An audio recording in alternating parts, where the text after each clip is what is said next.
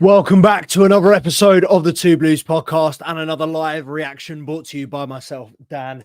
We will be going live for a full match reaction straight after the game at about 10:30 with myself and my co-host, Mr. C Money Picks. But for now, we're going to be getting into a bit of a live watch along. We're going to be watching the penalties. The penalties are about to start. We anticipated the live reaction to start at 10 and the full match reaction to start at 10:30. But you know what? We're going to get into it right away. We're going to get into the penalties right now. I'm going to keep the screen and the comments muted so no one who's ahead of me can get the jump before me. But we're going to be reacting to the penalties as they go in and obviously straight away giving you a live match reaction. As soon as we're done with that, at about 10:30, I will be going live with Mr. C Money Picks on exactly the same channel, brand new stream, but exactly the same channel to go over both of our thoughts. But, you know, for consistency's sake, we are going to continue with the live streams with myself, and it looks like Chelsea are up first. Cole Palmer taking the penalty. Lucky to get out of jail. Let's just get in there and say very quickly. Same pattern. A lot of possession, not much to show for it. Can you guys hear can you guys hear this, by the way? If I put this on? Can you guys hear the commentary? Cole Palmer to take the first pen. You know what? I really hope Nkunku does not take a penalty. Glad to see him start. Glad to see him get his first minutes in a Chelsea shirt. I don't want to see him take a pen.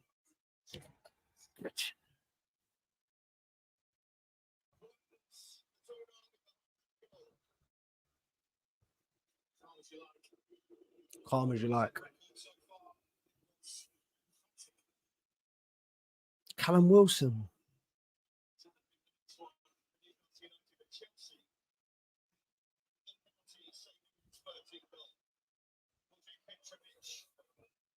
George Petrovic penalty saving expert, is that? All right. All right.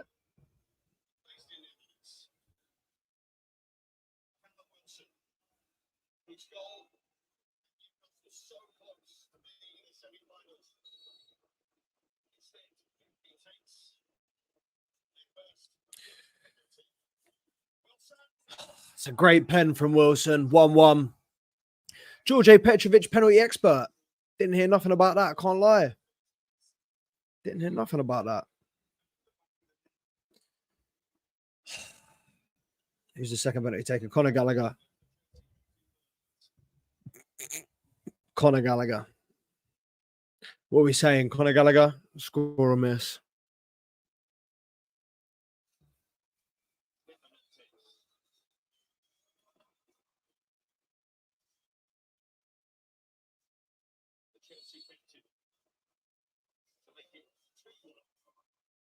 Why is he taking a rugby run up? Jesus Christ, he slammed that home.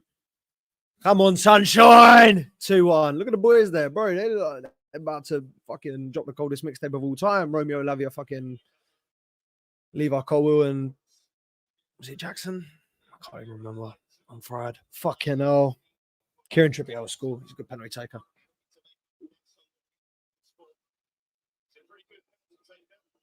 I miss when it was just live reactions, man. Watch alongs make me so tense.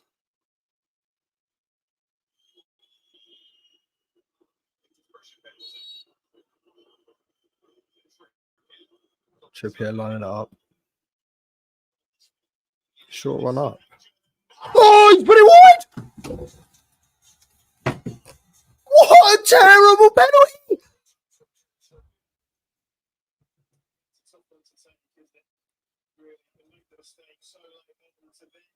Oh my God, he's made the mistake for Mudrigan and he's done that.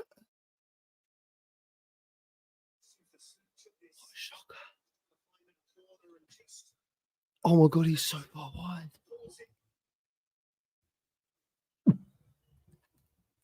If we win this, bro. Oh, Nkunku's taking a pen. No. Has he even had a shot in a Chelsea shirt? In a competitive game yet? Why is he taking it? Yes! Fucking good pen.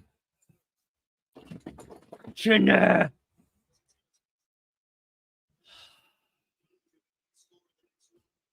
What are you whinging about, Poch? Bro, Robert Sanchez doesn't even look like he plays football. He looks like he's someone's dad. He looks like one of the players' dads. Just waiting to take him home. And they've gone into penalty, so he's had to get out of the car and come and stand on the sideline and watch him. Because he's got nothing else to do and his phone's run out of battery because he didn't anticipate being here this long.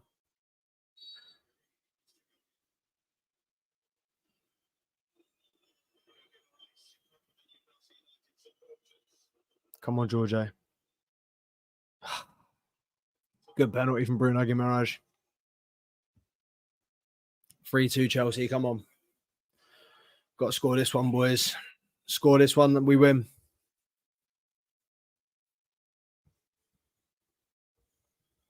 Who is it? I don't like it. I don't lie. I can't lie even. I don't like Mudryk with a pressure pen. That is a pressure pen.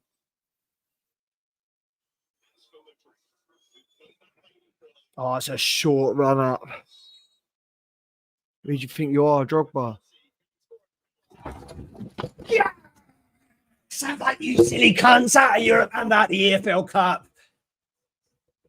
Fuck off. Oh shit, it's not over there because they can still score. Hey, listen, yeah, English was always my strong suit, not maths.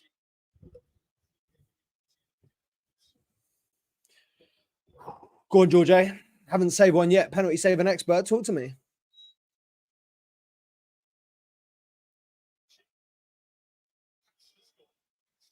Yes! Yes! Come on, George, the boy. Robert Sanchez is never getting back in this Chelsea team, bro. Fuck Robert Sanchez. All my homies hate Robert Sanchez. George Petrovic is the boy. We were calling for him to be in the team so long ago. Why has he not been in the team? This guy is so good. Bro, his distribution was hard all game, and now he's gone and done that. What a save! What? Fuck off, Newcastle, you silly cunts! Oh, nah. I love this game, man. I love this game. Oh, my God. I was ready to come on here and slaughter Chelsea, but oh, my God, I love this game. Oh, my God, I love this team. I love this club. I love George Petrovic. This guy, man.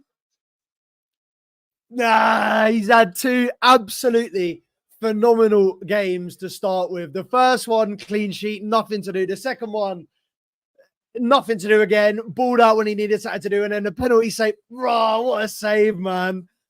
What a save. Nah, George Petrovic is the boy. Robert Sanchez is never seeing this team again. Robert Sanchez is never getting that number 1 jersey back. George Petrovic is here, bro. Amanda, bro, your time is up. The rivalry is back. But you're expendable at this point. George Petrovic is the boy. George Petrovic is here. He's here to stay. Number 1 keeper. Fuck that 28 shirt, bro. Get that gone. Number 1 goalkeeper. Fucking hell. Penalties, I mean, we used to be so bad at penalties. I don't know what happened. But Jesus Christ, I mean, I can't lie. I don't think Chelsea have frustrated me this much in the last 15, 20 years that I've supported them. Chelsea are just, again, today, let's not get it twisted. We've gone through. We're in the semi-final of the Cup. Fantastic. Again, you know, a lot of possession, a lot of, you know, sideways and backwards passing today with nothing to show for it. The lack of anything in the final third. I mean, I don't want to sit here and whinge. We've just won, but so frustrating, bro. It was absolutely diabolical. And I want to get this out of the way. And I'm sure I'll touch on it again later when a couple more people get in here. But I want to get it out of the way because I don't want to dwell on it. Raheem Sterling winding me the fuck up. I do not care that Raheem Sterling may have produced some of the most exciting moments or some of the best moments in Chelsea's, you know, attack, Chelsea going forward. His decision making, his passing in the final third, that final ball is awful. Raheem Sterling constantly, whenever he had 2-on-1, Raheem Sterling just cannot give the other guy the ball. He's just, how many chances, how many goals have we spurned because Raheem Sterling cannot make final pass, and his attitude fucking stinks. I said it last week when he turned around, when he thought he'd given a foul, when the ball was still in play, when Cole Palmer pulled it back, Jackson scored. Raheem Sterling wasn't even looking at the ball. He was calling to the referee. Attitude stinks. And then today, what is he doing? Throwing himself on the floor. He's done it a few times and got booked a couple of times. As the oldest player, the most experienced player in this Chelsea side, who should be leading by example in every single thing that you do. Why are you throwing yourself on the floor every single game with such ridiculous? We haven't even got VAR, but they don't need it because they're booking him for diving. It's that blatant and obvious. Raheem Sterling fucking wow me up today, because even though he did some good things, it's so frustrating. He has so much potential to be one of the biggest leaders in this Chelsea side, but he has so many hang-ups, particularly with his attitude. It just fucking does my head in, man. But yeah, focusing on the positives. Djordje Petrovic, man, hasn't had much to do. He's made, 2-3 saves in 2 games?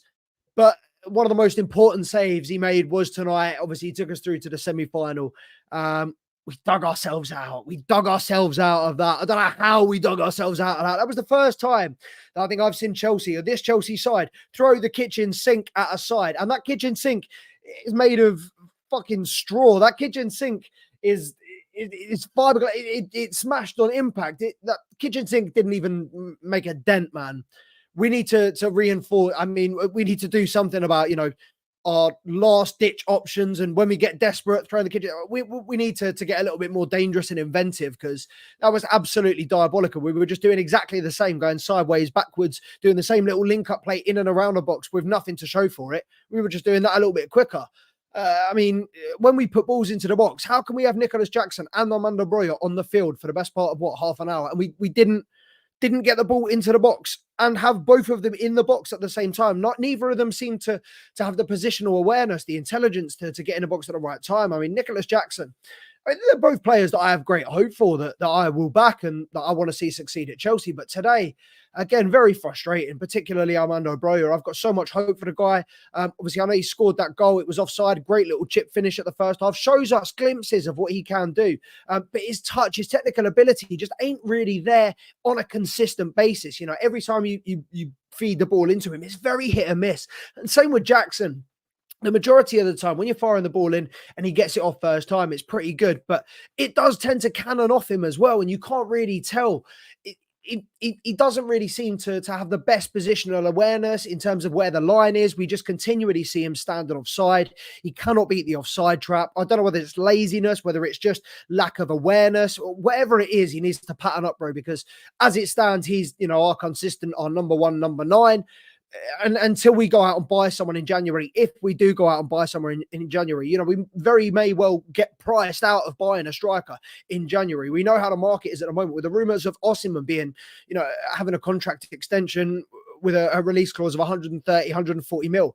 We may well not go for a striker in January. So it may be a case of having to back Nkunku, Jackson and Broja. But if that is the case, then Jackson needs to pattern up and take a little bit more responsibility in terms of being that figurehead. And he's getting himself involved in silly scuffles, and he's very loud, and he's a bit of a shithouse. And while we love that, and while it's funny when we win, when we're losing and when we need you to be on the ball and need you to be, really dialed in, that's not really what we want to see. And while we want you to be up for it, at least have the credit to back yourself. And he's not really doing enough on the ball to be able to come over and, get into players' face and get into drama and be able to get away with it. It is just kind of a little bit silly and immature at the moment. A lot of this play and this team is, the goal was just a calamity of errors. It was one shot in 90 minutes, one good chance in 90 minutes, and it came from a catalogue of errors. I mean, the poor pass from Cole back to Caicedo, then obviously not great tracking from Thiago Silva and Badiashile, allowing, Wilson to just squeeze between them. And then, Badiashile, it couldn't have happened to any other player. I was onto the balls, one of onto the balls shorts the other day, talking about how Thiago, because he was talking about how Van Dijk's the best centre-back in the Premier League this season. And I said, he ain't got nothing on. I was considering making a serious conversation and saying, he's not got nothing on Thiago Silva. But I kind of went for one that you could tell was a joke and said, he ain't got nothing on Benoit Badiashile. Obviously, Benoit Badiashile is fantastic. I rate him very, very highly. He hasn't put a foot wrong. Obviously, he has like an absolutely horrendous couple of mistakes tonight. I mean, 90% of his game tonight was solid, but that other 10% was worse than Sunday League. The first, that defending for the first goal was Sunday League defending, if not worse. Badiashile not being able to sort his feet out for a player that's so composed on the ball and off the ball, 90% of the time, it was just one of those things, one of those very, very rare, very few lapses of judgment. And unfortunately, it was one of those things where it was their only chance, their only shot all game. And we dominated in terms of possession again. Very little to show for it in that first half. And it was interesting. I saw a clip earlier from Jose Mourinho on the John Obi Mikel podcast, talking about how if he was at Stamford Bridge, his team was at Stamford Bridge, and they were not up by 2 goals at half time, he would go mad. And that was the standard set by Jose Mourinho. I know that he was obviously commanding and expecting ridiculous things from natural leaders, from experienced players, born bred winners. But at the same time, that is the level that we expect from Chelsea. And that is the level that should be commanded still in this Chelsea side. And in a cup game, you should have license to go out and have a little bit of creativity, a little bit of freedom. We didn't really see any kind of expressive play from Chelsea tonight. It was nothing really odd or different from the usual. A lot of sideways and backwards passing, as I said, a lot of kind of passive play. No real runs into the box with any intent. No real difference from Jackson or Broja in terms of what they were doing to previous weeks. It was all very kind of routine, very predicted, very planned, very easy to kind of intercept for Newcastle, and very easy for them to just kind of predict and shadow us and take the ball off us when they needed it. They were playing very, very close lines, very tight lines. We did, Cole Palmer in that first half struggled to, he grew into it, but struggled to kind of make an impact early on, struggled to find spaces, like he does normally. And I feel like with Nkunku coming in, I thought Nkunku was fairly good, I'm taking that with a pinch of salt because obviously he's not 100% match fit. He's just coming back from a massive injury. It'll take him a few games to get back to, any sort of semblance of the player that he was at RB Leipzig. But at the same time, he looks another great option to have, a great option off the bench for the time being. But another headache for Poch to have in terms of a starting lineup in a couple of weeks when he is back to full fitness and ready to combat people for. But I mean, maybe, hopefully, he'll be ready by this weekend and be able to hold down the starting position because, not much to go off, but the penalty was pretty slick. Everything that he did, worked. He didn't have much to go off, and I don't want to gas him up off absolutely nothing. But at the same time, he's a welcome boost in this Chelsea squad. While the fixtures that we have on paper are considerably easier than the fixtures that we have been playing, no game is easy in the Premier League at the moment. Every team seems to be able to pull out a serious performance. And yeah, man, it's going to be a tough few weeks. It's a busy Christmas schedule. We saw a couple more players going down today. Obviously, Robert Sanchez confirmed yesterday with a bigger injury than we thought, potentially out for 4, 5, maybe even 6 weeks. Great that we got George Petrovic in and with a couple of games under his belt. He looks solid. I mean, I was impressed with his distribution. Again, not too much to do today with his hands, but yeah, with his feet, he looks very, very solid. A lot more calm and composed than Robert Sanchez, I'll say that. I'm a lot more confident with Petrovic in goal. I was not kind of arms on the edge of my seat like I was when Robert Sanchez has the ball at the back. George Petrovic, I think, gets a very, very good rating from me today. Nothing really bad. Well, actually, nothing at all bad to say about the guy. Not a pass placed wrong, not a save made incorrectly. Couldn't have done anything better for the goal. Yeah. George Petrovic, long may it continue. Fantastic to see him finally getting minutes. I mean, why Poch has waited this long, why he couldn't have played him in the earlier rounds of the Cup, and why he couldn't have given him, an opportunity to bet himself in earlier and maybe challenge Robert Sanchez and push him and give him that extra edge and extra urge to, do better and perform better to hold down the number 1 jersey. I don't know, but now it's a reality. Fingers crossed by 6, by the time 6 weeks have passed, George Petrovic would have proved himself as the number 1, and we don't need to bring Robert Sanchez back because he's a guy that does not inspire confidence in me. Petrovic, I like what I see. I like the fact that he's a little underrated gem, that we didn't pay much for him. No one really knew about him. He wasn't a big signing. There wasn't much PR or fuss about him. I like that, and he's going about his job very well, very understatedly, very quietly. I've heard, from multiple people that he's a very good goalkeeper in training. He keeps the players on their toes. He's a great shot stopper, and we saw that tonight. Great penalty save. They said before the penalties that he was a great penalty keeper in the MLS. Never heard that before, but obviously fantastic to see him save that penalty at the end. He looked brilliant. Obviously, Trippier gifting us the win. I cannot believe that we managed to scrape that. I cannot believe that we managed to pull that off, particularly after that pathetic excuse of a kitchen sink that we threw at Newcastle. But we are lucky that they have so many injuries. We are lucky that they were leggy. We are lucky that Kieran Trippier came on and had an absolute stinker. How could I mean, Kieran Trippier? I feel for you because a fair few players in that Chelsea squad did not cover themselves in glory today. But Kieran Trippier, that is an absolute shocker for such an experienced player to come on, make the mistake, make that awful mistake. I mean, Buddy Ashil, you can excuse. He's young. It was his one mistake in a good 90 minutes. Kieran Trippier, that was absolutely diabolical to be making that mistake at that time. Mudryk didn't even look like he wanted the ball. He wasn't even under any pressure. It was a horrible mistake to make. I feel for him, as I said, but at the same time, fuck Kieran Trippier. All my homies hate Kieran Trippier. Reece James each and every time, and Chelsea are through to the semi-final of the EFL Cup. Boys, we may touch silverware this year, you know. I reckon we're going to get more silverware than Arsenal this year. There's a higher chance of us touching silverware than Arsenal this year. I'll say that for damn sure. Even if we don't sign a striker in January, Nicholas Jackson's going to win a Ballon d'Or in 2024. Nicholas Jackson's going to carry us. Nicholas Jackson's going to continue scoring more goals than Jesus and Martinelli and all them, man. And Kunku's back, bro. We're going to start cooking. Cole Palmer had an off game today and he was still impactful. He was still very, very good. Sterling is number one player for me to get dropped at the moment. His attitude needs to fix up. He just needs to pattern up in general in terms of being a leader, in terms of being that guy that players can look to. You can't be throwing yourself all over the floor, catching bookings for dissent and simulation. Bro, that is just not how a professional footballer should carry themselves at that level. You are supposed to be a role model. You have how many seasons does Raheem Sterling have under his belt?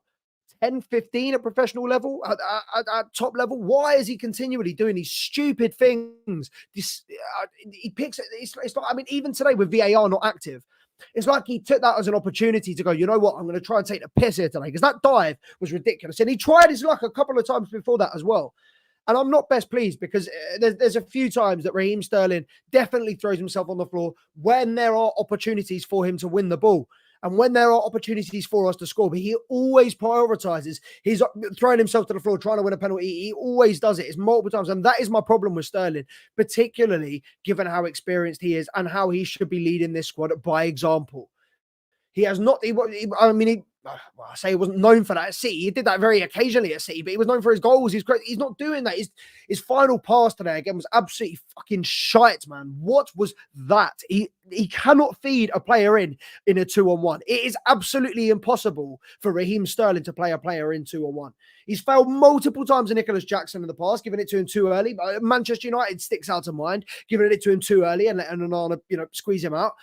And again today, Nkunku could have had an open goal. Nkunku could have had a one-shot goal. First chance, first shot in a Chelsea shirt in a competitive game would have been a goal. But Raheem Sterling gave him a fucking dreadful pass. The geezer just has no ability to control himself, no composure in the final third. And I really, really do think, I mean, he created the majority of Chelsea's bright spot. He was the source of Chelsea's bright sparks in that first half. It was a very, very damp first half. There weren't many bright sparks at all. But what was provided by Sterling, which makes it so much more frustrating that he does these little things like throwing himself on the floor, like the dissent, like the misplaced passes. He's so much more experienced than that. He should have so much more ability to just slow himself down a second in that moment. How many times has he made that pass over his career in the last 15, 20 years? How many times has Raheem Sterling been in those situations and pulled it off and come out with a goal and or an assist? How many times has he pulled off the little feint, gone right, put it in the bottom corner? We don't see him doing that for Chelsea. He doesn't seem to have that confidence when he's going up to beat a man. When he's one-on-one, he doesn't seem to have that. And I mean, even when he's out wide, he kicks the ball out, tries to go out. I mean, I guarantee Sterling has won more corners this season than he has successful take-ons, because the geezer just kicks it way far out wide, throws in the cross, and the defender blocks it. It's so predictable. It's so easy to defend against. And Chelsea are absolutely diabolical from corners. I'd continue to give us corners all day long. Chelsea are absolutely useless from corners. I don't know why. I don't know how. No matter how many times we change the corner taker, no matter how many times we change the personnel inside the box, no matter how many times we change the manager and the tacticians. I mean, there were times last year where I'm pretty sure under Graham Potter, we had a set piece coach, and under Frank Lampard, we had literally a coach dedicated to set pieces, dedicated to free kicks, throw-ins for some reason, and corners. And still, we failed to beat the first fucking man Whoever is on corners, I remember Mount was a fucking criminal for it. Every single week, Mason Mount would have 3 or 4 corners or 3 or 4 set pieces stuck into the first man. Mudrik's a culprit for it now. Cole Palmer's getting involved on it. Anybody that touches that corner for Chelsea, anybody that goes anywhere within a 10-yard radius of that corner flag for Chelsea, can't seem to put the ball beyond the first man. And it fucking does my head in. As a professional footballer, how can you not be beating the first man as a corner? And even when they are, they're just putting it straight into the six-yard box, floated, keeper, thank you very much. Bro, it does my head in. As professional footballers, how we are continually seeing Chelsea not being able to take set pieces and corners, it does my head in. We're going to jump over to a full live reaction with my boy Charms, my co-host Charms, in a minute. Guys, make sure to like, make sure to comment, make sure to subscribe as well. There's about 50 of you on at the moment. Onto the ball, if you're still on, make sure everyone's getting liked. Lemon, I can see you in the comments. Appreciate my bro. Davey, I can see you in the comments. Appreciate you, my bro. Make sure everybody is liking, commenting, and subscribing. Guys, we're nearly at 1,000 subscribers. If we can reach 1,000 subscribers tonight, that would be absolutely fucking class. But guys, get us up to 1,000 subscribers. We will start doing giveaways, Chelsea shirts, football shirts, signed football memorabilia. Guys, click that subscribe button. It's free. Don't take no time. And we're going to be giving you free shit. You will reap the rewards. I guarantee you. But yeah, man. Anyway, get involved in the comments. Let me know. Onto the ball. Yeah, my guy. Quality Chelsea pens. To be fair, I don't know how long it's been since the Chelsea side has been consistently good at penalties. We have always struggled, but recently, I mean, we don't get many anymore. But we were tucking them away today. Cole Palmer looked good. I mean, in 90 minutes, we can't put a penalty away for shit unless it's Cole Palmer on the ball. But give us a penalty shootout. I mean, we are absolutely fucking balling. We're fucking rolling, bro. I mean, Cole Palmer, obviously, cool as you like. And Nkunku, what a penalty that, bro. I was sitting here. I did a little live watch along because obviously we were playing for 10 o'clock. I was sitting here thinking, bro, I do not want Nkunku to take a penalty. I do not want this guy's first shot on goal in a Chelsea shirt, this first one-on-one in a Chelsea shirt to be a penalty, and he misses. Obviously, class penalty. Don't know why I ever doubted him, but yeah, man, great to see a Chelsea side that can actually take penalties. We used to be absolutely shit at penalties. Interested to see who we get in the semi-final. What is it? Fulham, Port Vale, and then Liverpool, West Ham tomorrow. So Liverpool. I mean, Fulham or Port Vale. I'd love Fulham to get Port Vale to win. So Port Vale go to the final. I'd love that. I'd rather take Liverpool and potentially lose and let Port Vale go to the final, to be honest, because that would be fucking unbelievable. Tell me you would not love that as a football fan, as a neutral. You would not love to see Port Vale in the EFL Cup final against Liverpool, because you know what? They probably fucking win. They probably do Liverpool over. And onto the ball. I know you're still in here.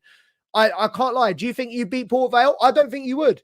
Liverpool are just too inconsistent, bro. Klopp ain't got that dog in him like that Port Vale manager does. I don't know his name, but yeah, man. If we don't get Liverpool or West Ham, I'm consistent. I'm confident even in the semi-final.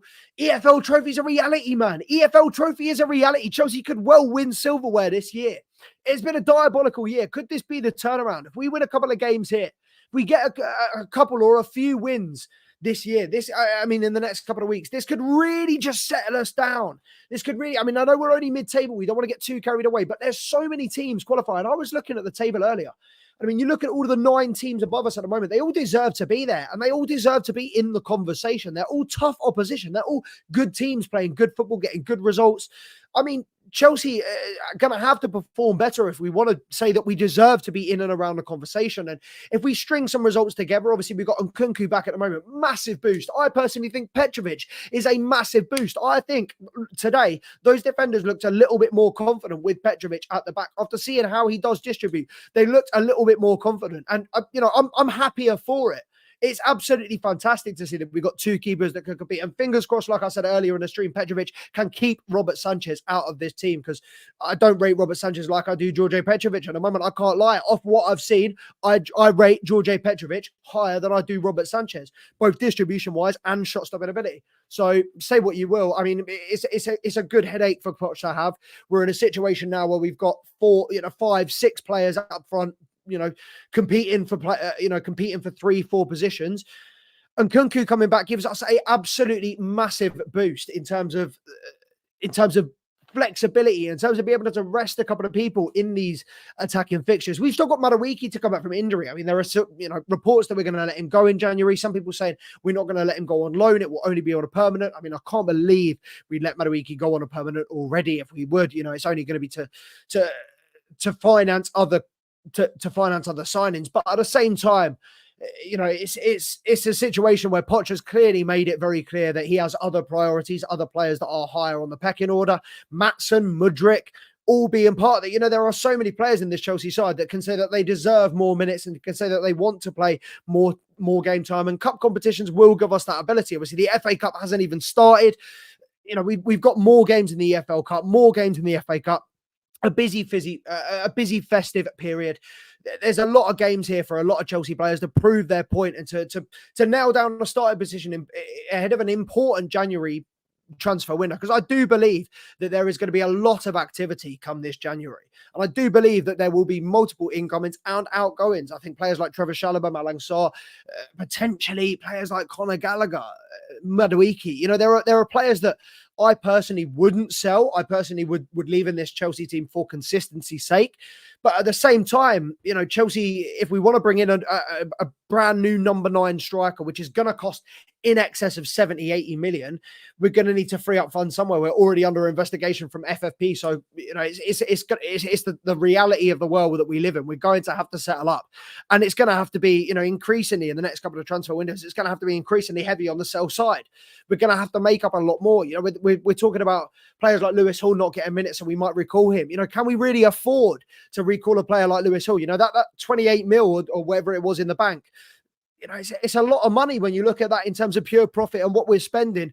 If we lose that 28 mil, you're backpedaling and you're getting to a situation where you're thinking Chelsea might be on the cusp here. And it's not really a situation where we want to get into a good run of games, good run of form, get ourselves into and around the European conversation.